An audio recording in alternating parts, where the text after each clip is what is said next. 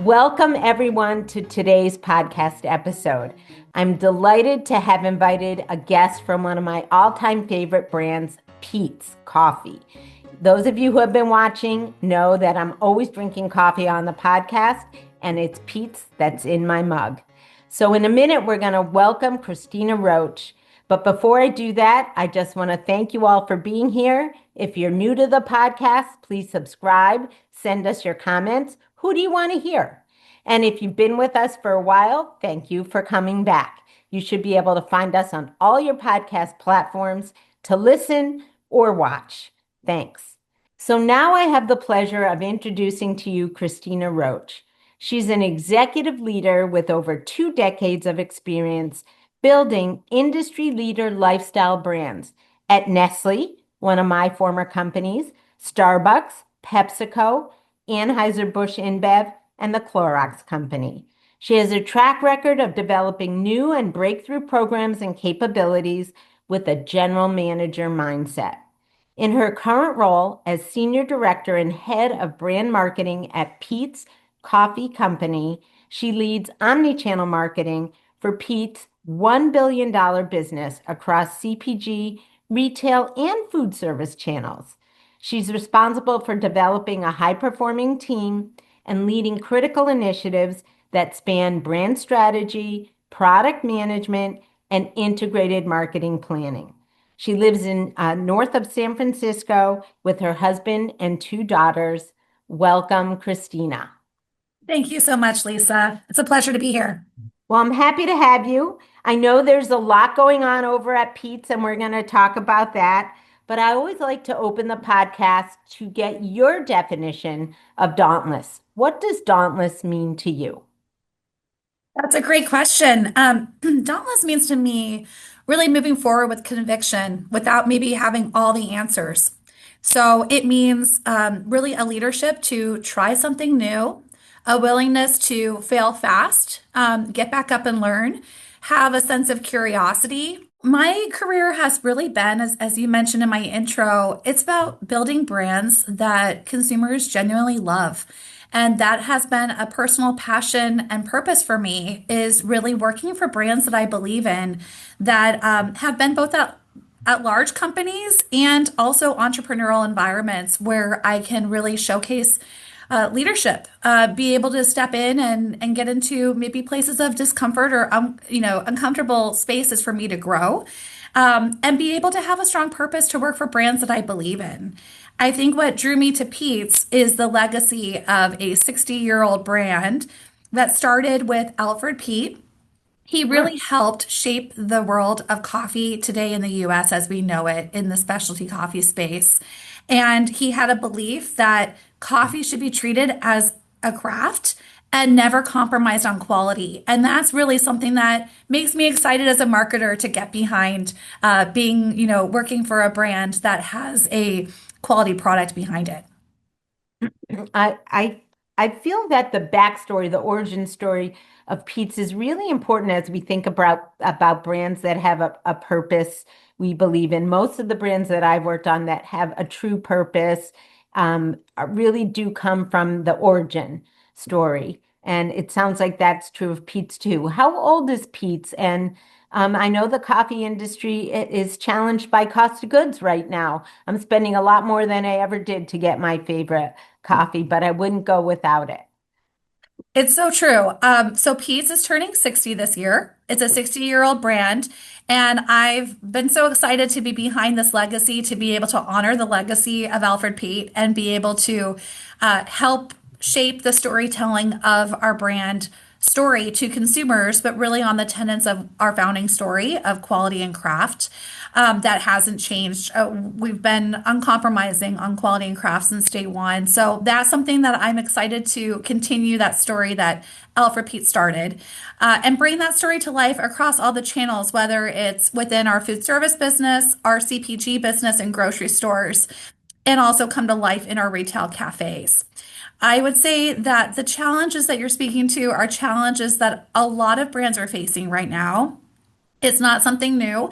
In the coffee category, it's a really fascinating category because we are at the intersection of agriculture, global supply chains, culture, and daily ritual. And so for right now, for the past few years, really, we've been facing real pressures, much like other brands in the category, from climate impact to rising cost. And we've had to navigate that as a business. But what's really interesting right now is consumers are still looking for quality coffee. And that doesn't change about Pete's. And so they're willing to pay a premium price for quality product. And they're looking for what I'll call affordable luxury, which is really about when people are tightening their budgets, they hold on to small rituals that they don't want to sacrifice. They still want some small rituals in their daily life that bring them comfort and joy. And that's such as their morning cup of coffee. And that's why I'm really excited to continue to support that. So many questions that come up as a result. I know you and I both were at Nestle, different areas. I was in the Toll House morsel business, and similar to coffee, we had to follow agriculture and the growing of the cocoa plant and buy out options for cocoa a couple years in advance of when we were actually bringing in the cocoa to make our Toll House morsels. And it was a challenging forecasting process. And in at Nestle, it had a lot to do with marketing and marketing plans. Is that true at Pete's too? Is marketing involved in forecasting the growth on the business and innovation? Very much so. We are in the same predicament and same situation of making sure that we don't again sacrifice the quality and craft that Pete's is known for in every decision that we make, making sure that we're still holding on to the true essence of what Pete stands for. So having to navigate that with the commercial challenges is a challenge for us. And looking for new ways to innovate as we think about where opportunity might come from, we look at innovation as a shining star of an area that we can grow. For me, my personal story with Pete's is I drink almost all decaf now. I'm 63 and I have sleep issues, and so I don't want the caffeine. And there's so few brands that offer dark roast decaf. And before anybody else did, Pete's did. And I found Pete's and became a loyal user. And I feel like this brand, as with all brands, but particularly in coffee, keeping your finger on the pulse of the consumer and changing consumer needs is really important. How do you do that? Yeah, it's so interesting that you brought up decaf because we pride ourselves on water processing method, which is actually healthier for you. It's not chemical based. So we actually the decaffeinator process that we use is one that is I would say better for you. And we also look at new innovation. So we just launched an exclusive for Target that will roll out nationally. We have a new product that is a half caffeine coffee. Mm. It's called Middle Ground, and you can find it now in Target stores. And it is a half caffeine product where we use some regular product also with half of our decaf product to provide a half caffeine level for those who want to moderate their caffeine intake. So we really have a full spectrum now for energy management where consumers can find decaf, a half calf, or a full calf option.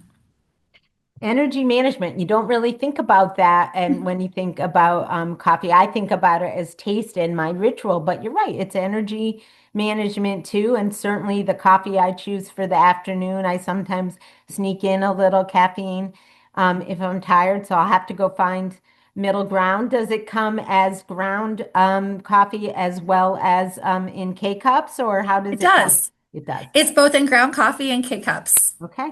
So when I superscript your name and your title, I'll also, if I can find a link to that product, I'll find it and post it here too. And is it true, by the way, that people are heading more toward decaf given aging population, or not necessarily? Not necessarily. We see really what I'll call a coffee journey for consumers, where we see consumers coming in when they're younger, they tend to go towards certain beverages. They have different preferences than as they age, have their needs and their taste profile changes. So we see, I would say, an older consumer set usually drinking more of the black dark coffee, that's drip coffee experience with maybe no cream or sugar, more of a black coffee experience. Whereas younger consumers tend to like flavored coffees or more indulgent, a little sweeter profile. So taste preference does change as your age and lifestyles change. So we do see that coffee journey evolve through life stage. Today's podcast is sponsored by Cited. Do you represent a brand or business wanting to be recommended by AI search like ChatGPT or in AI overviews like Google Gemini? If you're not thinking about this, you should be. Cited's platform can make AI recommend your brand first. Cited helps you show up as the answer to the questions your prospects are asking AI. Find them at youcited.com. That's youcited.com. Or ask me about them. Dauntless is a client too. And of course, if you'd like to sponsor the Dauntless Leadership Podcast in the future, please let me know at lisa-kent.com. We'd love to feature you. Speaking of the journey, I think Pete's was around before Starbucks, and I know you have some background on Starbucks too. Can you talk a little bit about the difference in culture? And I remember when Starbucks launched, I was on the East Coast and I was a Dunkin' loyalist, and I thought that Starbucks tasted awful, strong and ashy. And Starbucks taught me how to taste coffee differently until I found Pete's. Is that part of the coffee journey, teaching people how to drink? Alfred Pete is he was an individual who really didn't want to keep great coffee for himself. He was very much about democratizing quality craft coffee to the masses in the sense of teaching. He was very generous with his time, and he really enjoyed teaching others the craft of quality coffee, of specialty coffee. So he Starbucks and Pete's have a shared past where he knew the founders of Starbucks Oh, and he actually helped teach them the way of dark roast coffees as he knew it from the Netherlands. He came over from the Netherlands and really challenged the status quo of what Americans were drinking here in the US. And he had roasting experience and he was able to share that with others. And that was a big part of who he was and a big part of who Pete's is today. oh, so he actually was there first and helped Starbucks learn how to roast the flavor that I think many Americans love today. And I actually was over in Europe, and when I lived there, I thought their coffee was very strong and ours was weak. And today, this was a month ago in Spain, I felt like our coffee was better. That what I was getting in Spain what didn't compete with what I was getting here in the US. So things have changed. I want to flip from coffee for a minute and talk about leadership. You are well known as being a strong leader in lots of different companies. My background is brand too. I feel like marketers, while we are often called the hub of the wheel, often are the punching bag of the wheel too, to mix a few metaphors.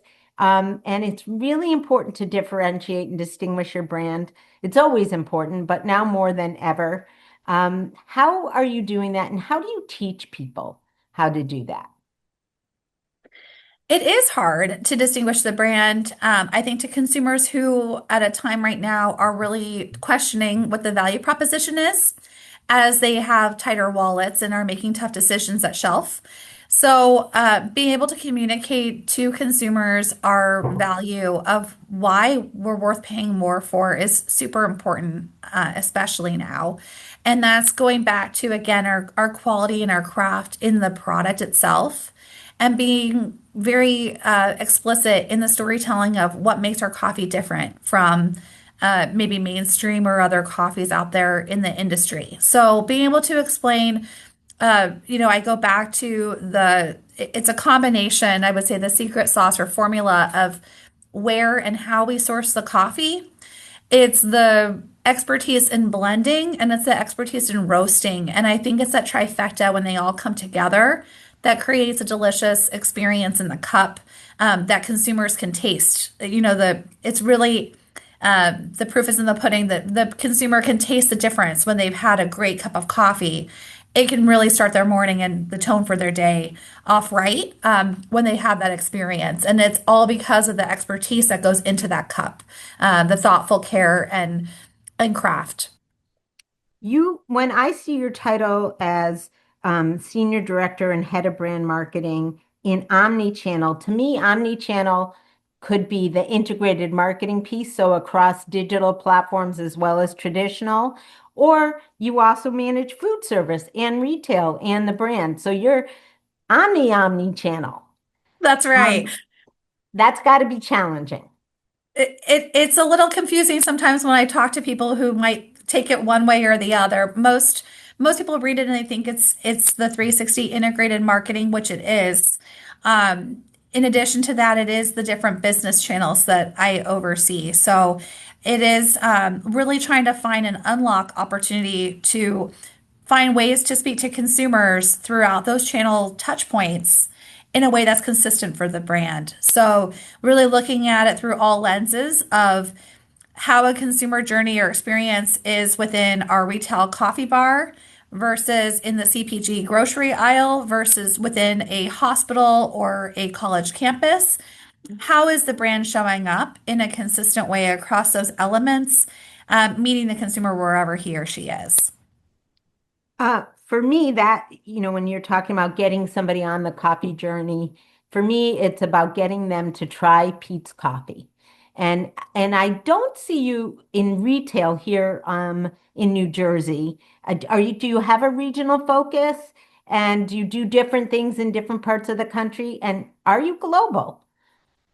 We are global with our mostly our retail cafe business. We have our retail footprint for coffee shops expands beyond the US into China and the Middle East. Okay. Within the US, to your point, we have I would say, more West Coast presence with our coffee bars, with the retail coffee shop experience.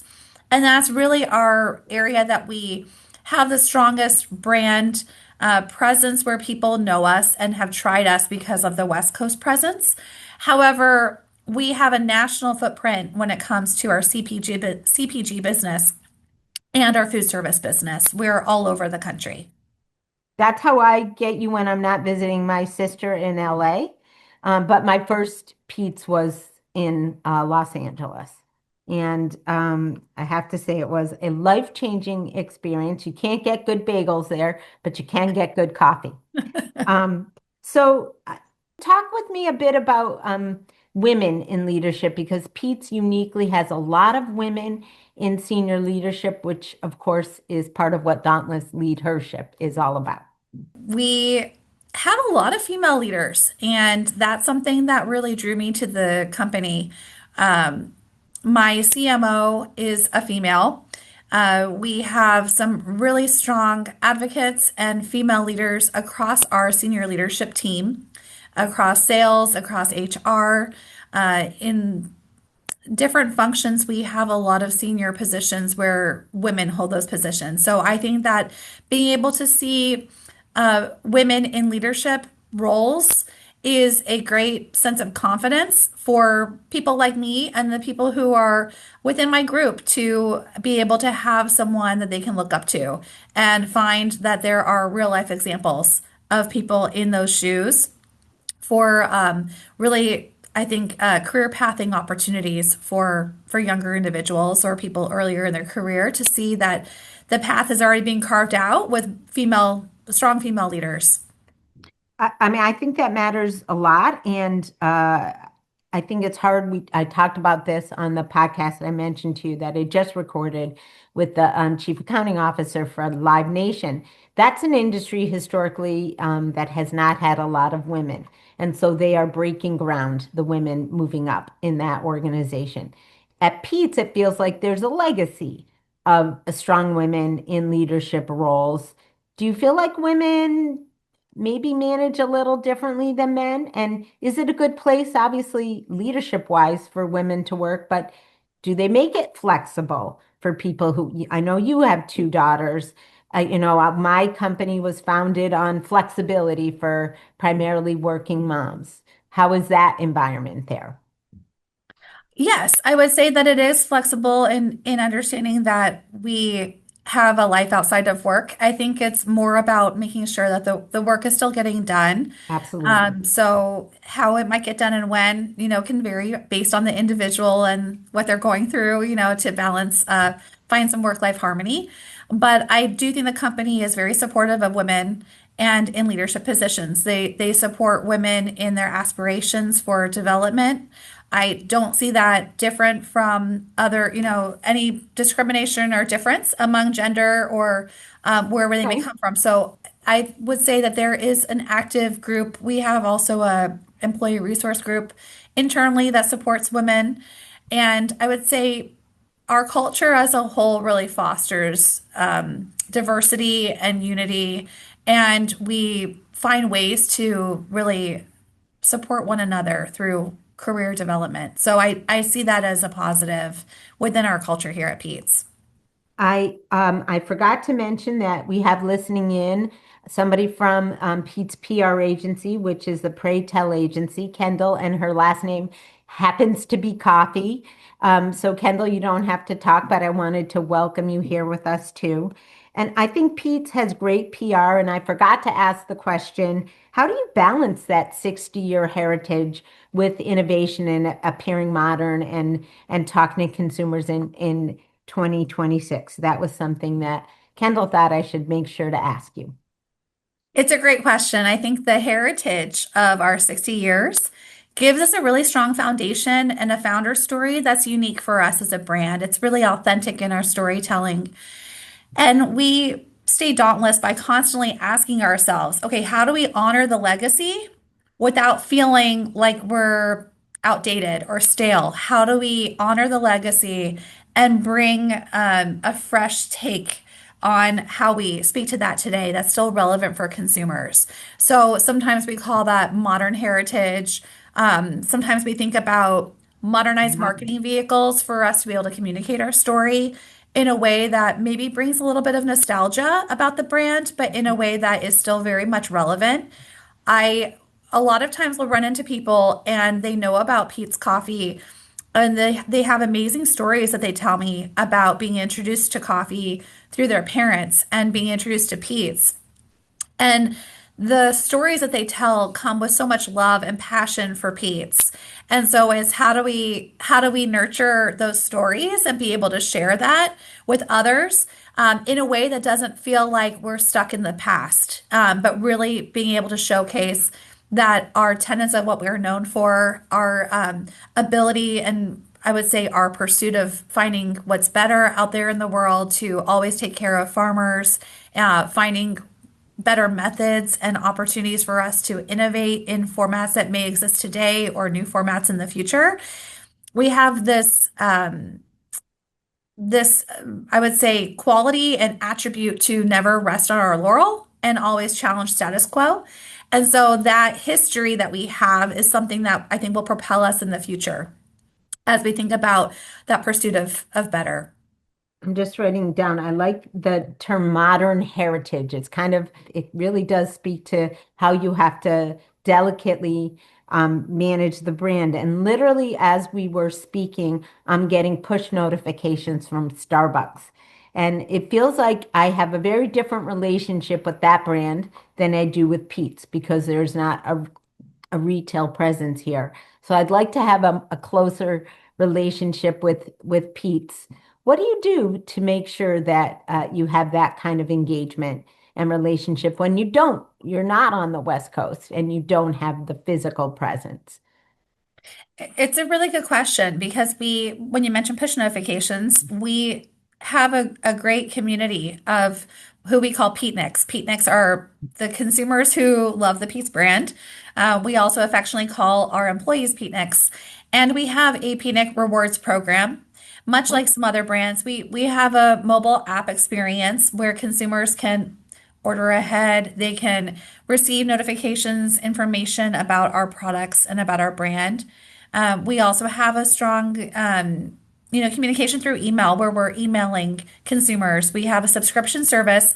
For Mm. those who are outside of our area where we have coffee bars, we do have a very strong D2C offering. Our direct-to-consumer assortment online on our website offers many blends that you can't find in the grocery Huh. store or you can't find in our coffee bar experience. That's really where we have a long tail of assortment of smaller batch coffees that are very premium and hard to find. It's where we can showcase craft in another way, where we can offer coffees that are selective and unique. And those offerings can be in a variety of different subscriptions. So that would be one way that you can find out Hmm. more about our brand is through our website, as well as through our grocery stores, because the grocery store presence we have is nationwide. So you can find and try our products there as well. But I would encourage anyone to go to our website and learn more about the brand there and maybe become a member and try our subscription service to have some unique coffees to try. Okay, and that's Peets.com. Yes. And so if you want to become a Peetnick like me, take a look. Any women leaders or women allies that in particular have inspired you, and what have they done to do that? Some of my past mentors are still very close friends and mentors for me today. And they really Good. shaped my experience and my perspective of the possibilities there are for women to be able to progress their career as also a full-time mom. So that's something that I really admire is seeing women who have been able to juggle, both priorities of both being progressing their career forward while also being a mom. I think I'll share my bias here. I think moms are like superheroes, and their capacity to deliver expands when they have kids. And I don't know how I did it with three kids at home, start a business, sell a business. I have no idea now looking back on it, but I did. And I see lots of women do that. Dads too. But I still feel like the mom carries a lot of the burden of kind of everything that's going on with their kids' schedules and still wants to move up in the office environment. Do you see that too? Did you feel like your capacity just expanded with your kids? Absolutely. I have two kids. One is 8 in second grade, and one is still a toddler. She's 2.5. Hmm. And so I am still very much in the early life stage of childhood rearing and parenting with younger ones at home. And it hasn't changed my ambition or interest in progressing my career, but it definitely has challenged me in finding ways to be really productive and efficient with my time, to be able to do both and try to stay present wherever my feet are. So when I'm at work, trying to stay present with work, and at home, trying to stay present at home. Um, and it's something I feel really proud about because I want to be a role model to my younger girls, Yeah. to be able to have them see someone who can do both. And yes, it has expanded my capacity in ways I hadn't imagined. I think the busier I am, somehow it challenges me to be just hyper focused on how I'm really spending my energy. When I speak, a lot of times I speak on being a mom and being an entrepreneur, being a mom and being in branding. Uh, Inevitably, somebody says, "Well, how did you balance it all?"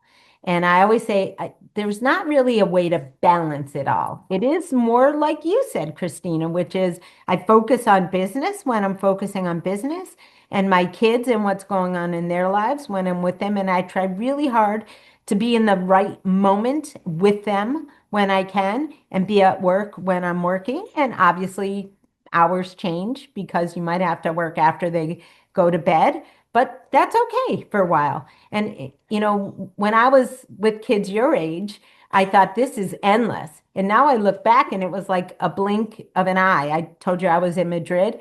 I was visiting my youngest child, who is a college graduate now. And that it went by so fast. And I actually love that you're a mom of daughters and being a role model. And I think it's also our job as moms of sons to be a role model, to show them how to treat women and to show them what women can accomplish. Just thinking about how busy you are, I'm going to end with a quick speed round. because you have had job opportunities at many kind of blue collar companies. So I'm just going to ask you quickly, I'll run through a few of them. Best thing that you learned there, or best thing about being there, and not why you moved on. I'm assuming you moved on because there were great opportunities at the next place. But what was the best thing for you about being at Nestle?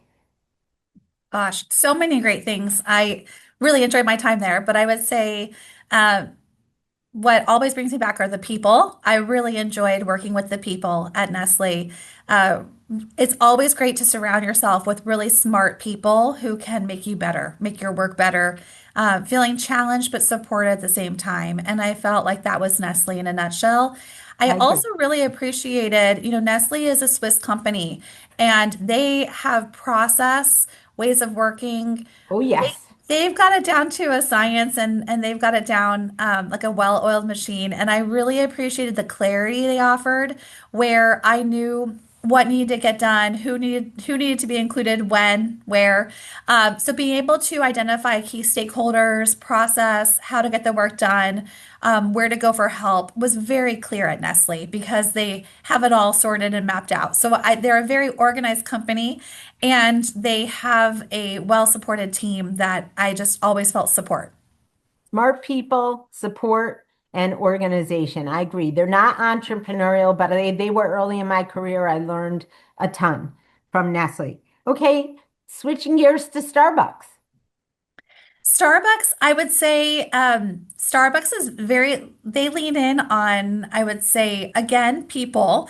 But I would say with Starbucks, it's always, as I was there, I had seen many leaders in the organization. I was lucky to be there when Howard was our leader, and then saw a lot of changes after that with great leadership as well.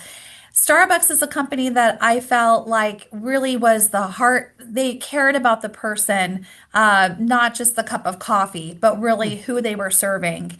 And that focus on consumer was something that I really felt proud about, where at the end of the day, it wasn't just coffee, it was the connection around the coffee moment.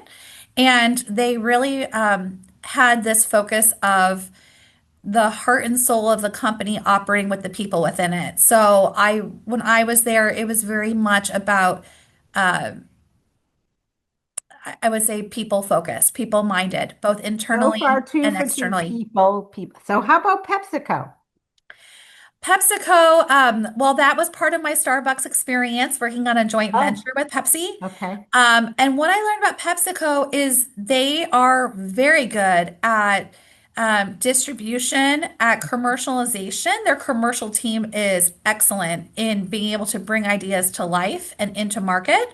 And partnering with PepsiCo when I was at Starbucks on the joint venture business for RTD, they were um, just RTD, excellent, ready to drink ready for to drink novices. Yeah. coffee. Yes, they were excellent at bringing ideas to life, selling those ideas into customers, and getting them into market very effectively and efficiently. I feel like PepsiCo, I was working on a brand called Popcorners that was sold to PepsiCo. They're always willing to reach out to find the next thing that consumers are going to want and are able to accelerate growth through their DSD, which stands for what? Direct store delivery. Thank you.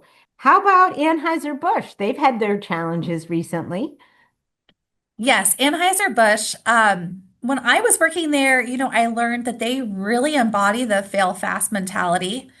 They have deeper pockets for marketing spend, and I felt very encouraged and empowered to be able to test and learn. So when I was there, they were able to give me full reign of identifying partners to pilot programs, see what worked, and if it didn't work, that was okay. Get back up and try something new. So I love their curiosity, their passion for experimentation, their piloting behavior where we knew what worked. And if something didn't work, get back up and try again. So I really, really love their test and learn mentality and their way that they really empower all parts of the organization to test, iterate, and do more of what's working. Excellent. And then Clorox, who I also worked with a lot, but as a consultant. What was your experience there? What's the best thing about being there? Well, Clorox, that was really what shaped me in the beginning of my career. Clorox Company gave me opportunities where I could really navigate the company and find where I wanted to land and really continue my career path. Being able to explore different functions within the company. It allowed me both a lattice and a ladder to be able to find a way to explore what I wanted to do, where I could apply my skills and strengths, and discover what I wanted to do within one company versus having to leave the company to find a new opportunity. They provided a lot of opportunities for growth, and I was able to really find ways to continue to stay challenged. So, speaking of finding ways to stay continually challenged, anything that you haven't done at Pete's that you really want to do, or in general, something that you're thinking of stretching toward? You're so young and you've already done so much at so many great companies. You mentioned brands with a purpose. Anything on your mind for what's next? I would say as a marketer, it's so important to always sharpen the saw and really keep your toolbox fresh with new tools.